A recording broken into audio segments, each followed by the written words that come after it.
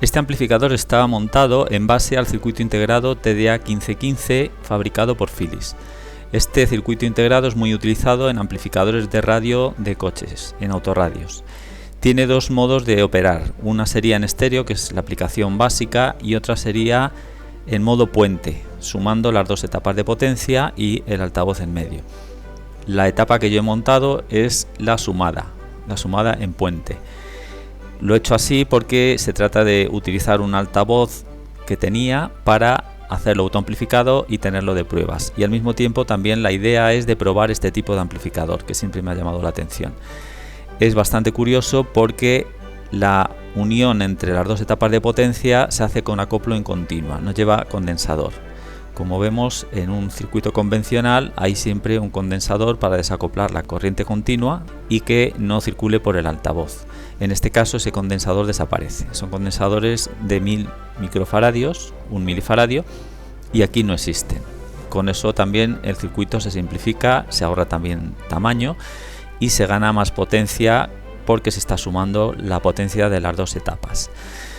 Aquí vemos también una curiosidad que tiene este circuito integrado, que es un interruptor que se puede gobernar por una señal TTL, porque esta tensión no es necesario que fuera la de alimentación, podría ser a partir de 2-3 voltios, ya veremos ahora las especificaciones, y le permite pasar a bajo consumo. Este amplificador normalmente cuando está funcionando pues tiene un consumo en reposo que está entre 70-80 miliamperios, y ese consumo, por ejemplo, si fuera en una aplicación de un dispositivo móvil, un walkie-talkie, o simplemente en el coche que queremos dar una aplicación que no nos importa el consumo de batería, pero si queremos silenciar el amplificador. Bueno, pues con este interruptor, abriéndolo, el amplificador deja de funcionar y pasa a modo espera, y el consumo se reduce notablemente. Según el fabricante dice que en torno a microamperios. No lo he probado porque la verdad que esto no lo he utilizado y directamente en la placa yo lo tengo unido.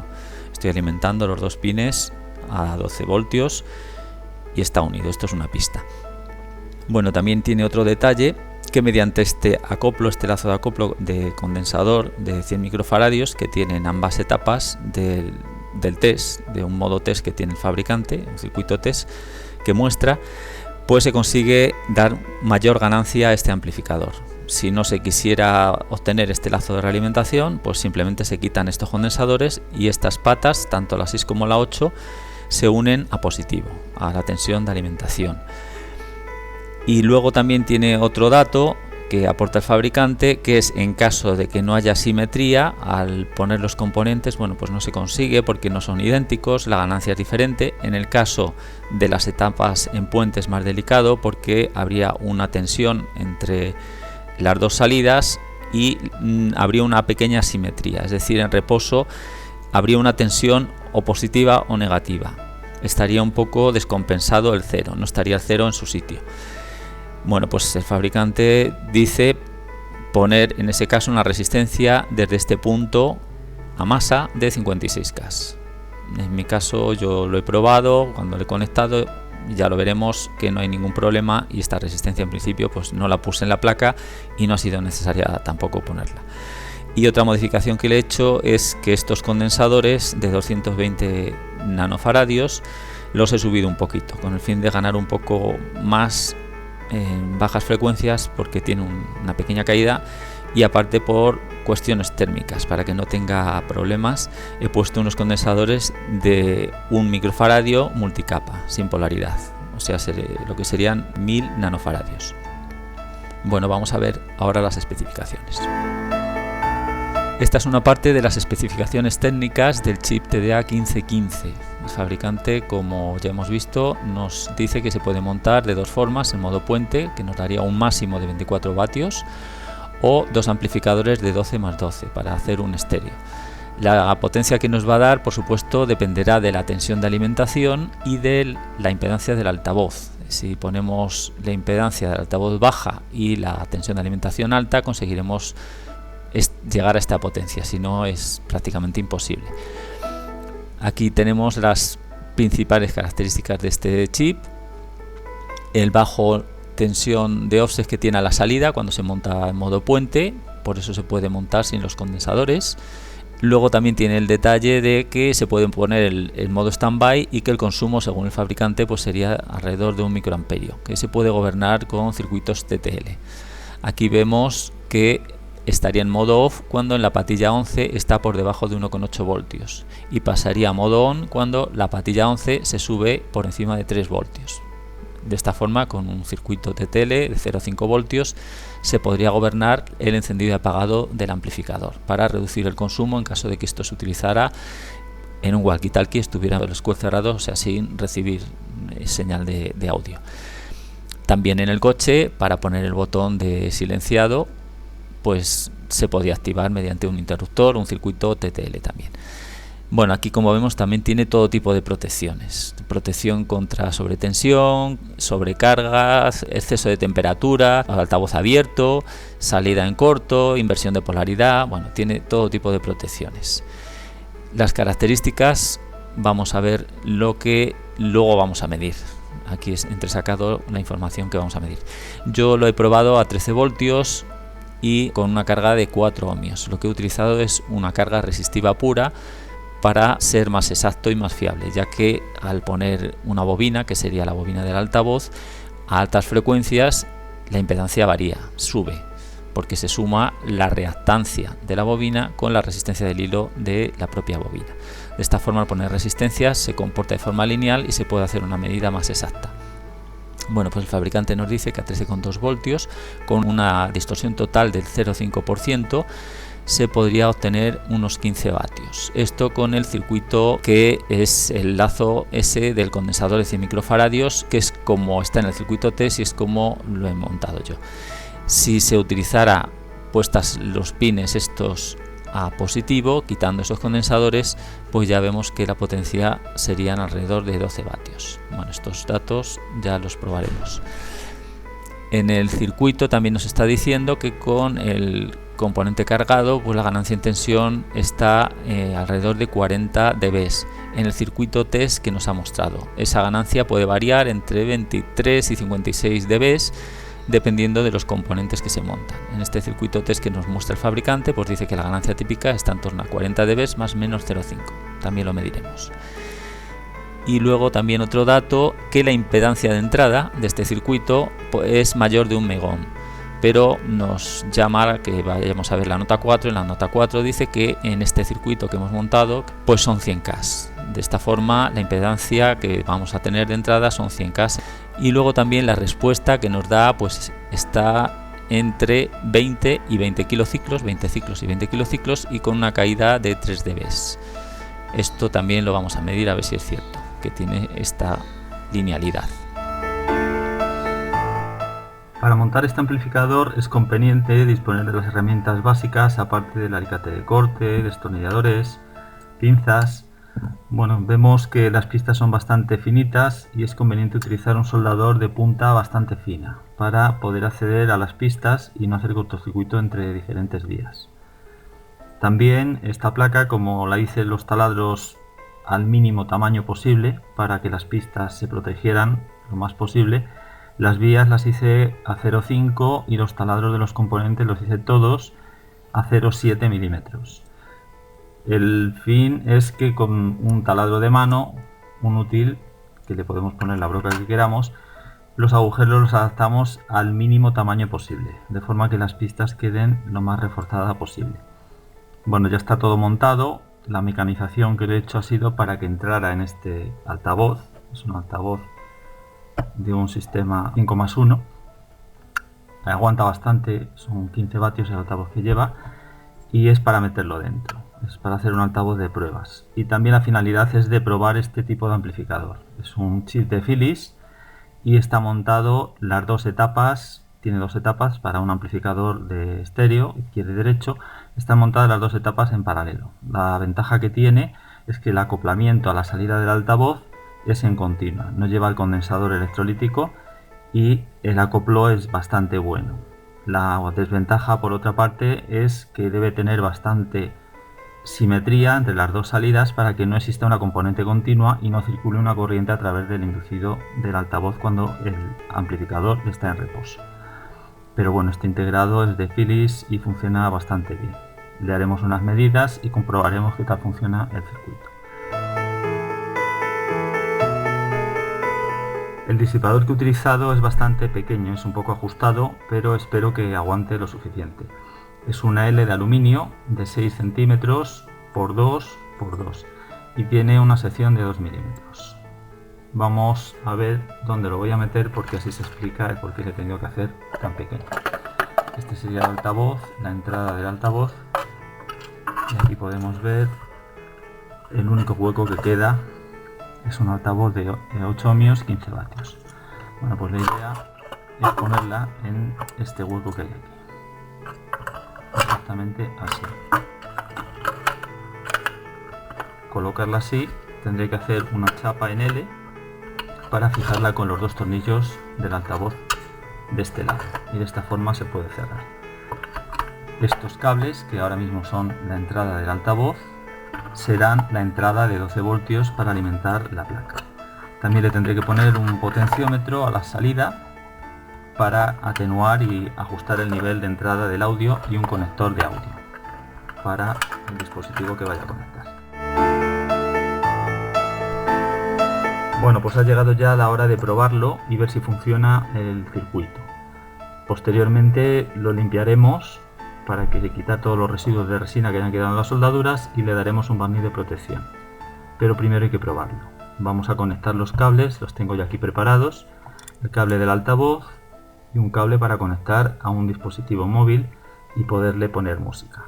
La alimentación la pondré de una fuente de alimentación que tengo de 12 voltios. Lo voy a preparar.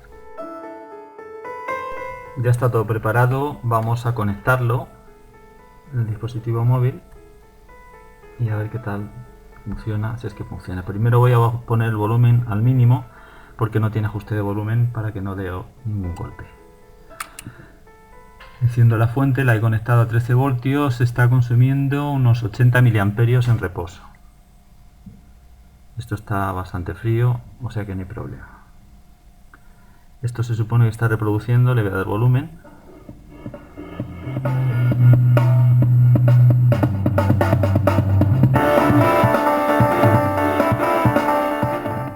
Le voy a dar un volumen medio y voy a ver el consumo que tiene más o menos con un volumen medio.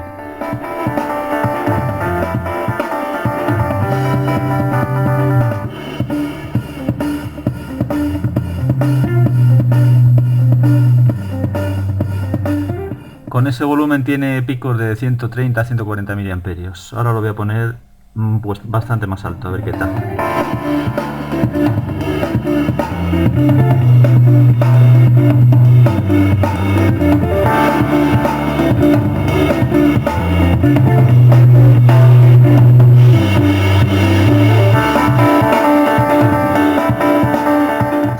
Bueno, no lo quiero subir más. Ha llegado a picos de 700 miliamperios. Podría dar más, pero bueno, de momento para las pruebas es más que suficiente. Esto está un poquito más caliente, pero vamos, no mucho. Voy a poner ahora un termómetro y a ver a cuánto sube con un volumen así un poco alto. Después de escuchar la grabación de sonido, no voy a hacer la prueba de temperatura. La haré con una carga porque el sonido lo que hace es distorsionar. Lo que voy a hacer ahora es limpiar la placa, quitar restos de resina con alcohol de quemar o alcohol de limpieza que lo he puesto en este bote, y posteriormente, después de que se seque bastante rápido, le echaré una laca fijadora para que no se deterioren las pistas ni se piquen con el aire o humedad. Voy a hacerlo echando, y con un cepillo de dientes viejo se limpia muy fácilmente.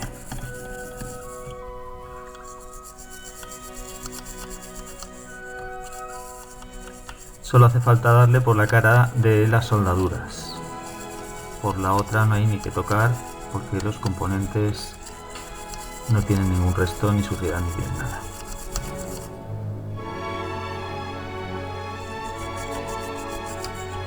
Le doy otro poco.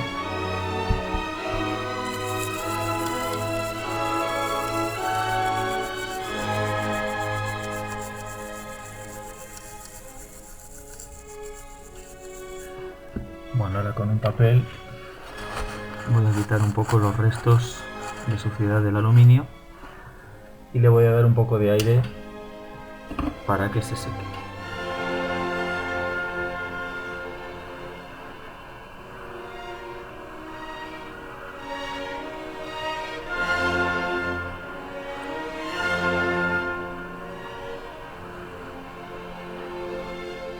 Bueno, pues esto ya está prácticamente, está seco y ya se le puede echar la laca fijadora.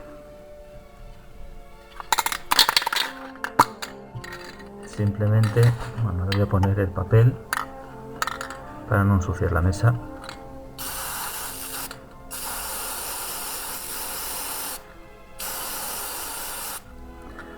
Y bueno, solo hay que dejarlo secar y con esto ya estaría.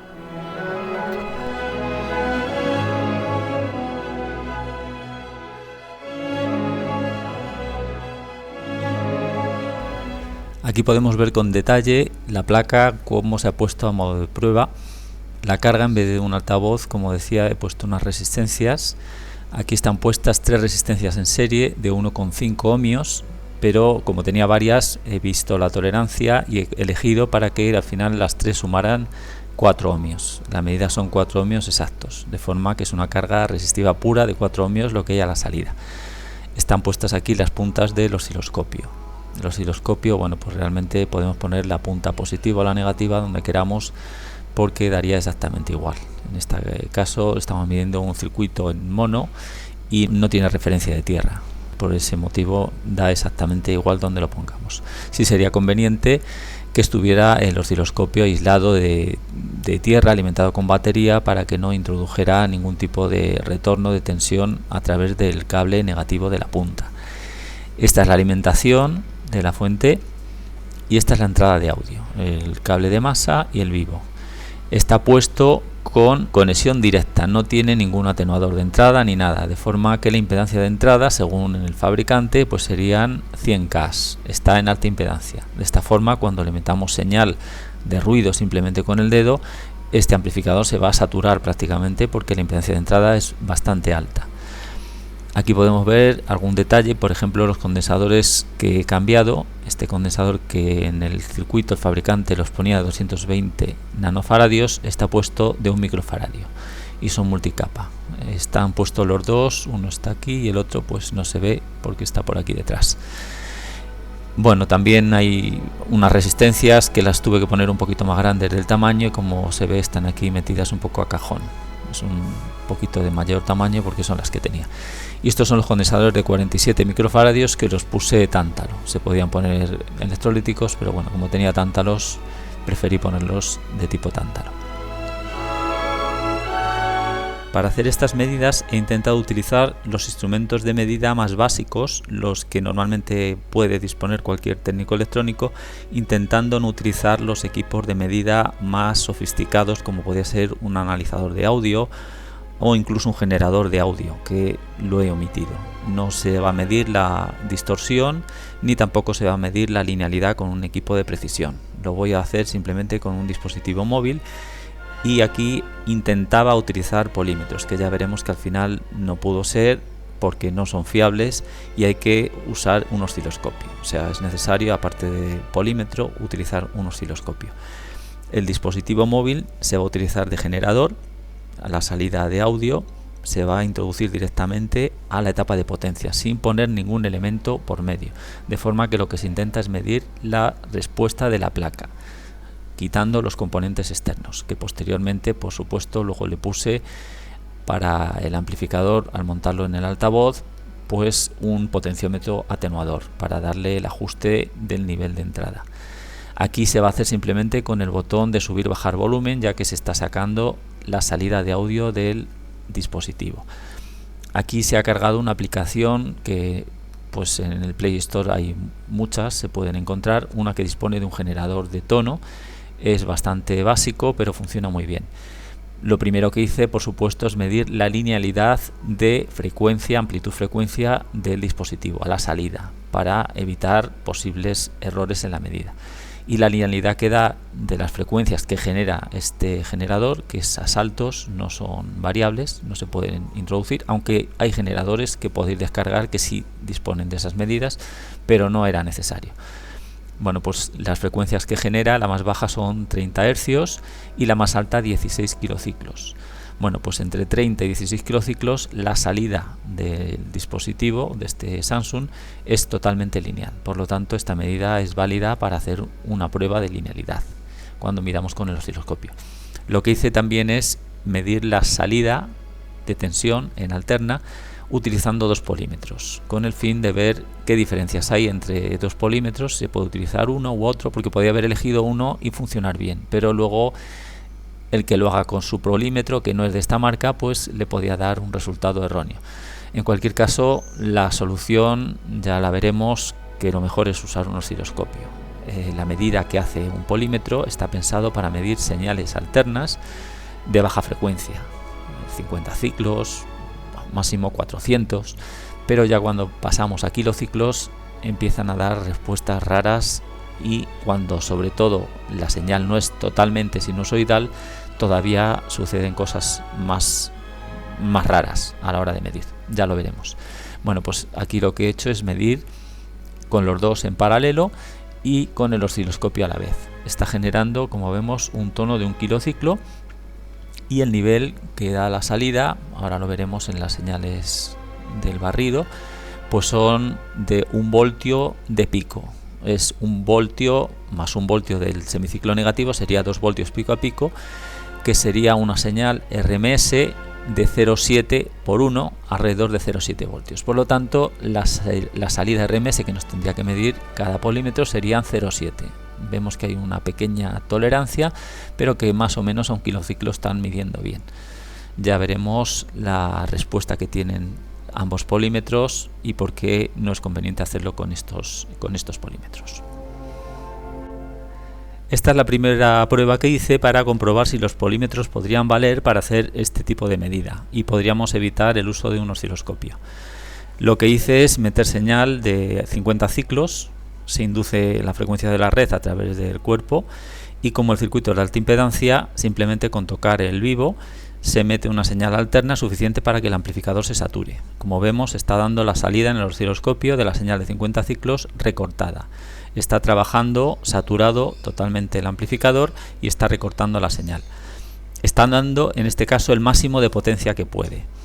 Como la señal que vemos es cuadrada o casi cuadrada, si fuera totalmente cuadrada, la señal RMS sería la misma que la señal de pico. De esta forma no hay que hacer ninguna conversión. Sería medir la señal del semiciclo positivo o del negativo, elevarla al cuadrado y dividirlo por la resistencia de carga. Sería V cuadrado partido por R, en este caso es una resistencia pura, si no sería Z, que sería la suma de la reactancia de la bobina con la resistencia del hilo. Bueno, en este caso, como estoy usando una resistencia de 4 ohmios, pues es más fácil todavía. Bueno, pues en este caso daría, si la señal es 10,7 voltios, nos daría 28,6 vatios. Esta sería la potencia RMS máxima que nos daría este amplificador, suponiendo que esta señal fuera cuadrada, que en realidad no lo es al 100%, o sea que estos 28,6 son realmente un poquito menos, pero esto sería el máximo de potencia que nos va a entregar este amplificador. Bueno, pues si medimos en el mismo sitio que estamos viendo con el osciloscopio, con los dos polímetros a la vez, uno nos está midiendo 8 voltios, que sería RMS, porque los polímetros miden señal RMS, y el otro nos está midiendo 15,2, no tienen nada que ver. Si hacemos las cuentas de los 8 voltios, este nos diría que la señal de potencia máxima son 16 vatios, y sin embargo este nos diría que son 57,7 vatios. Ya vemos que este es el que está más próximo a la realidad, porque realmente esta señal no es cuadrada del todo, y en este caso este se acerca más a la realidad, pero ninguno de los dos está mostrando una señal como es debido. Debido a esto, pues lo que hice es un análisis de amplitud-frecuencia de ambos medidores para saber qué diferencia tienen y más o menos cómo se estaban comportando antes de hacer las medidas al propio circuito. Antes de hacer la comprobación de la respuesta de los polímetros, lo que hice es medir el consumo de esta placa cuando está entregando ese máximo de potencia que habíamos visto antes. es metiéndole la señal de 50 ciclos con el dedo y saturando el amplificador, que habíamos medido 28,6 vatios RMS. Bueno, pues la fuente estaba entregando 12,38 voltios y el consumo son 2,2 amperios. Si multiplicamos V por I para obtener el consumo de la placa, serían 27,2 vatios. De esta forma podemos saber que es imposible que nos pudiera entregar 28,6 vatios, porque no puede consumir menos de lo que está entregando a la salida. Esto es imposible. Esto es así porque esta señal no es totalmente cuadrada. Entonces había que aplicarle un valor un poco superior al 0,7, quizá 0,8, 0,9, multiplicarlo por la tensión, elevarlo al cuadrado y dividirlo entre 4. Y entonces nos quedaría bastante próximo a estos 27,2 vatios. Es decir, el amplificador, podemos ver que cuando está trabajando en corte y saturación, está trabajando conmutando, el rendimiento está muy próximo al 100%. O sea, no va a disipar prácticamente calor, está trabajando en conmutación. Curiosamente es así, cuando el amplificador está trabajando en clase A-B y está dando su máxima potencia es cuando más se va a calentar, pero cuando empieza a saturar, a partir de ese momento empieza a consumir menos, porque está trabajando de forma que está cortando y está trabajando en conmutación, no tiene que disipar prácticamente potencia. Esto es curioso, pero es así, hay que tenerlo en cuenta. Aquí vemos la tabla comparativa de la tensión RMS que medían ambos polímetros a diferentes frecuencias, con la misma amplitud del tono. Está midiendo en puntas de la carga. El tono que habíamos puesto al principio, que era de 1 kilociclo, estas son las dos medidas que habíamos mostrado en la primera de las láminas, pues debería de estar en torno a los 0,7 voltios. Bueno, pues estas son las medidas a 1 kilociclo. A 440 es un poquito más bajo en este polímetro, en este otro es un poquito más alto. Bueno, a partir de aquí las frecuencias más bajas no las he mostrado porque es prácticamente lineal, no tiene variación prácticamente. Bueno, pues a partir de 1000 ciclos ya vemos que el polímetro, el WaveTech, empieza a subir, empieza a medir de más. Debe llevar algún circuito de compensación para que se comporte de forma más o menos lineal dentro de la banda de audio, y esto lo que provoca es que cuando la señal no es totalmente sinusoidal, como vimos cuando le metimos señal con el dedo de 50 ciclos, la señal es cuadrada y la componente de armónicos es muy alta, y por ese motivo nos estaba midiendo tanta tensión, mucho más de la cuenta. Sin embargo, este otro polímetro pues no debe llevar ningún circuito de compensación y simplemente lo que hace es que empieza a caer la tensión. Por eso medía un poquito mejor cuando la frecuencia era de 50 ciclos y cuadrada, porque no lleva ningún circuito de compensación y prácticamente le da igual que la señal sea sinusoidal o sea cuadrada. O sea, mide quizá mejor a bajas frecuencias con señales que no son sinusoidales. Sin embargo, este otro con señales sinusoidales se comporta más y tiene más rango de frecuencias. En cualquier caso, usar un polímetro no es posible porque la medida que vamos a hacer no va a valer para nada. Vemos, sin embargo, que este polímetro, el WaveTech, más o menos dentro de la banda de audio podría valer si la señal es sinusoidal, porque están los 0,7 voltios prácticamente plano. Este, sin embargo, no valdría. Aquí tenemos las medidas de amplitud-frecuencia hechas con el osciloscopio al amplificador. Esta medida está hecha en puntas de la resistencia de 4 ohmios en la carga, a la salida. El nivel que habíamos puesto de referencia de 1 kilociclo, que era de una salida de 1 voltio de pico, 2 voltios pico a pico, pues el osciloscopio en este caso tiene una conversión a señal RMS. La activé para que nos la mostrara directamente y estos valores son los que luego posteriormente tomé en una tabla para hacer una gráfica de amplitud-frecuencia, que luego la veremos.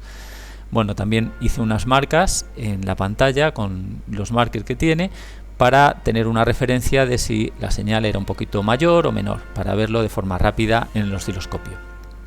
Bueno, pues vemos que a frecuencia por debajo, a 440, prácticamente, bueno, pues es casi igual, y aquí a 125 ya cae un poquito.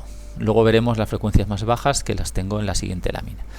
A frecuencias más altas tenemos aquí el tono de 2,5 kilociclos. Estos son los tonos que genera la aplicación del móvil que descarguéis. Son tonos fijos a estas frecuencias que tengo aquí. A 2,5 kilociclos, esta sería la medida de RMS. A 6,3 kilociclos, esta es la medida que nos da. Y a 16.000, esta es la medida que nos da.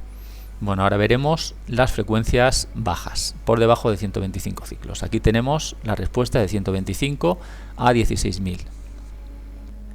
Y estas son las medidas hechas por debajo de los 440 ciclos que tiene la aplicación. La frecuencia siguiente para abajo es de 63 ciclos. Ya vemos que el nivel ha caído a 598 milivoltios RMS. En la gráfica también se ve con las marcas que está cayendo la señal. A 50 ciclos cae un poquito más, a 40 ciclos se queda en 526 y a 30 ciclos se nos queda ya en 457 milivoltios. Ya vemos que a frecuencias bajas empieza a perder. Ahora vamos a hacer un cálculo de la ganancia de este amplificador con la señal que le estábamos metiendo de audio de 1 kilociclo, que es a la frecuencia que normalmente se miden los amplificadores, y un nivel de escucha medio. Estamos sacando a la salida un nivel de pico de 1 voltio, 2 voltios pico a pico, que es una señal RMS 692 milivoltios. Esto traducido sobre la carga de 4 ohmios nos daría una potencia de 120 milivatios. Parece una potencia baja, pero es un nivel bastante aceptable de escucha.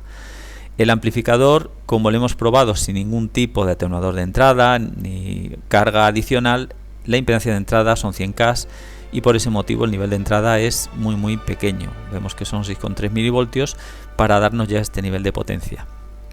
El osciloscopio de hecho ya marcaba ruido porque está en la escala mínima que tiene este osciloscopio.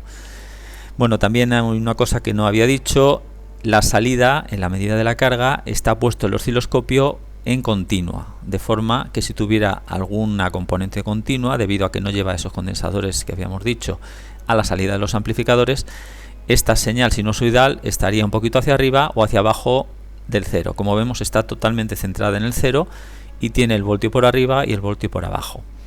Está totalmente compensado el circuito. Bueno, pues vemos que la ganancia, aquí la tenemos, sería la relación de tensión de salida partido por tensión de entrada. De esta forma lo sacaríamos en modo lineal. Si lo pasamos a nivel logarítmico, que es como nos da el fabricante, que nos lo da en dBs, pues como estamos tratando con tensiones, sería el logaritmo de esta relación multiplicado por 20. Si hacemos las cuentas nos daría un valor de 40,81 dBs. El fabricante nos decía que este circuito, según lo tenía en el esquema, que es el que hemos utilizado, la ganancia era de 40 dBs más menos 0,5 dBs. Vemos que prácticamente es lo que nos dice el fabricante. Aquí ya tenemos la tabla con los valores de tensión RMS medidos a las diferentes frecuencias. Son las medidas que hemos hecho de amplitud-frecuencia con el osciloscopio. Estos son los milivoltios que hemos medido y como están sobre una carga de 4 ohmios, la potencia en milivatios. Esto es un cálculo que se hace posteriormente. Sabiendo la tensión y la resistencia, pues podemos saber la potencia. Bueno, pues esto es traducido a potencia. La finalidad es sacar un valor relativo de los niveles de potencia que nos está dando para tener una referencia, ver lo que está perdiendo. Si vemos que son unos 120 milivatios, lo que debería de dar, pues a 30 ciclos se nos queda en 52 milivatios. Tiene una atenuación ya un poquito alta a frecuencias bajas. Sin embargo, la respuesta a partir de 1 kilociclo hasta 16.000, el fabricante pues nos decía que hasta 20.000 era prácticamente lineal con caída 3 dBs. Bueno, la aplicación que he utilizado no sube más de 16.000, pero vemos que prácticamente pues por encima de 16.000 tampoco hay mucha gente que oiga esos sonidos.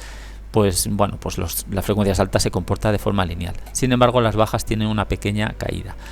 Esto pasado a dBs para verlo según nos ofrece el fabricante, que nos decía que tiene una respuesta entre 20 ciclos y 20.000 plana con una caída de 3 dBs, pues podemos comprobar que a 30 ciclos ya supera un poquito el valor que nos dice el fabricante, porque son 3,63 dBs cuando nos decía que a 20 sería un máximo de 3, pero bueno, tampoco es muy importante porque este altavoz tampoco es de alta fidelidad, es para un altavoz de pruebas y es más que suficiente.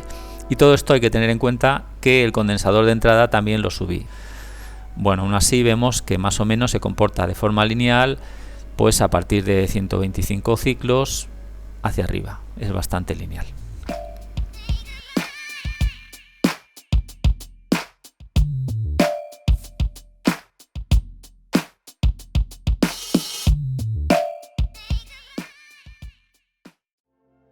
Ahora vamos a medir cuál es la potencia máxima que nos puede entregar este amplificador sin nada de distorsión. por lo menos vista en el osciloscopio, y cuando empieza a tener distorsión, qué potencia nos está entregando.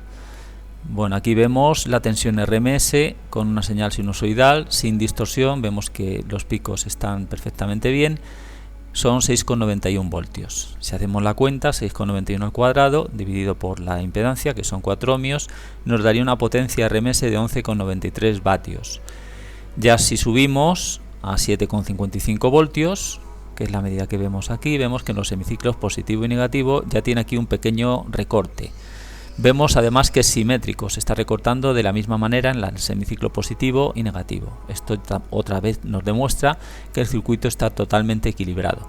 Bueno, pues esta distorsión leve, pero que apreciable, pues sería con una potencia de 14,25 vatios. Si recordamos en las hojas de especificaciones, con una distorsión del 0,5%, el fabricante nos decía que era 15 vatios, lo que nos daría a 13,2 voltios, que es prácticamente a la tensión de alimentación que lo tenía puesto.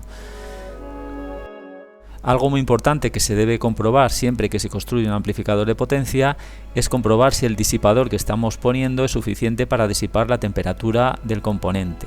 De otra forma, este componente se envejecería de forma rápida o incluso se destruiría cuando estuviéramos trabajando con el amplificador a alta potencia. Aquí lo que hice es ponerle el sensor de temperatura con pasta térmica y apretado con una pinza con la finalidad de medir la temperatura de funcionamiento a potencias de reposo, potencias medias y alta potencia, cuando está entregando mucha potencia el amplificador de salida. Estas pruebas las he hecho con las cargas de 4 ohmios y hay que tener en cuenta que yo le voy a poner un altavoz de 8, por lo tanto la temperatura que nos dé va a ser siempre superior a la que finalmente quedará. Aquí ya podemos ver las dos medidas de temperatura hechas cuando está funcionando el amplificador después de casi una hora a un volumen de escucha normal. La temperatura en este punto son 55,1 grados. Y aquí está puesta la medida de la temperatura cuando está funcionando al máximo de potencia que entrega sin distorsión durante un minuto. Esta temperatura incluso tendería a subir, no lo dejé más tiempo porque las resistencias estaban abrasando y la verdad pues que tampoco tenía interés en quemar la placa antes de ponerla en funcionamiento, porque de hecho ese volumen de escucha es altísimo, está hecho con un tono y además con una carga de 4 ohmios cuando yo le voy a poner un altavoz de 8. En cualquier caso, el fabricante, la temperatura máxima que nos dice, la de rotura, serían 150 grados. No está ni cerca, está justamente la mitad, pero vamos, esta temperatura ya es bastante alta. De hecho, si este amplificador tuviera más sitio donde lo voy a poner, pues pondría un disipador de un tamaño superior, pero en este caso pues no hace falta. Aquí vemos la medida del consumo de esta placa, de este amplificador, cuando está funcionando sin amplificar nada, con una señal de entrada 0, sin audio. Es decir, si este amplificador lo pusiéramos en un dispositivo móvil y está silenciado, por ejemplo un walkie-talkie, nos estaría consumiendo alrededor de 1 vatio, simplemente por estar alimentado. Por eso es conveniente, si se utilizara en dispositivos móviles, utilizar el pin que tiene para ponerlo en modo espera, que nos reduce el consumo hasta los microamperios. Vemos que el consumo a 13,5 voltios son 0,07 amperios, 70 miliamperios. Es el consumo que tiene. En este caso, este vatio se está disipando en la temperatura en este disipador. Está produciendo un calor simplemente y el rendimiento es ninguno. No tiene ningún rendimiento porque nos está consumiendo 1 vatio y no entrega nada. Es el peor punto de trabajo de este amplificador. Esta es la medida del consumo de este amplificador cuando nos está entregando la máxima potencia sin distorsión, la medida que habíamos hecho antes. Alimentado a 13,37 voltios consume 1,44 amperios. Así, con un alimentador de 2 amperios sería más que suficiente, porque nunca subiríamos el volumen para escuchar distorsión. No escucharíamos la música con distorsión. Y ahora ya tenemos todos los datos necesarios para calcular el rendimiento del amplificador. Habíamos medido el amperio 44 con 13,37 voltios, de forma que el consumo de este amplificador, el máximo, sería 19,25 vatios. y el audio que nos estaría entregando del audio RMS sería 11,9 vatios. Este sería en el punto de máximo volumen del amplificador sin distorsión, y en este punto el rendimiento de este amplificador sería el 61,8%. Aquí vemos los pasos que hay que dar para convertir un altavoz en un altavoz autoamplificado. Vamos a poner este amplificador dentro de la caja, en este pequeño hueco que tenemos libre. Solo nos hace falta una chapa de aluminio para hacer el herraje y sujetar la placa. Lo primero que hice es darle la vuelta al altavoz porque los terminales coincidían al lado por el que iba a poner la placa y molestaba. Bueno, pues es cortar un trozo de chapa, hacerle 2 patillas y hacer esta pletina de sujeción con los taladros a la separación donde están estos 2 tornillos de sujeción del altavoz y sujetar la placa. Aquí vemos ya cómo queda sujeta. Queda para que entre en este agujero que nos queda aquí libre. Está perfectamente ajustado y si fuera 1 milímetro más grande no hubiera entrado. Bueno, pues aquí vemos ya el acabado con los bordes ya pintados y todo en su sitio.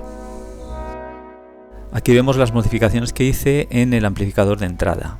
Le puse un potenciómetro para ajustar el nivel de volumen, un potenciómetro con interruptor para poder tener alimentado permanentemente a 12 voltios el amplificador y conectarlo y desconectarlo desde el propio mando, y un potenciómetro con las 2 resistencias que al mismo tiempo lo que van a hacer es sumar los 2 canales de entrada, izquierdo y derecho, pero no en corto. Vamos a ponerla a través de una resistencia porque dependiendo del amplificador, el hacer este corto, las señales en contrafase, lo que produciría es un calentamiento de las etapas de potencia. Bueno, así se van a sumar a través de estas resistencias y no hay ningún problema. Y luego este atenuador de entrada que nos va a fijar el volumen. Este potenciómetro es de 1K, por lo tanto la impedancia de entrada ya la hemos reducido notablemente y el nivel de ruido que vamos a obtener a la entrada, aunque tengamos los cables abiertos, va a ser 0. No se va a escuchar prácticamente nada aunque estuviera este potenciómetro a máximo volumen. Por supuesto, el nivel de entrada tiene que ser un poco mayor, pero la sensibilidad era excesivamente baja la que tenía al principio. Y bueno, y no hay que hacer nada más. Ahora vamos a ver esto cómo va dentro de la caja. Aquí vemos ya los detalles de cómo entra la alimentación a través del interruptor. Este es el potenciómetro, los cables de audio, este es el jack estéreo de entrada y la salida que sale ya sumada porque están las 2 resistencias aquí en mono. Y esto es lo que va ya al amplificador. Aquí tenemos otra vista con la placa y el amplificador. Aquí ya vemos cómo está hecho el cableado, conectado, y una vez que está todo cerrado, las conexiones cómo van. Este es el potenciómetro de ajuste del nivel de entrada, esta es la entrada ahora de 12 voltios y este es el jack estéreo para conectar a un dispositivo móvil, que se puede hacer en un cable en puntas para probar cualquier tipo de receptor, de radio, cualquier cosa que queramos escuchar, pues señales para reparar cualquier equipo. Nos podría valer para escuchar música, pero también podría valer como herramienta de trabajo para reparar.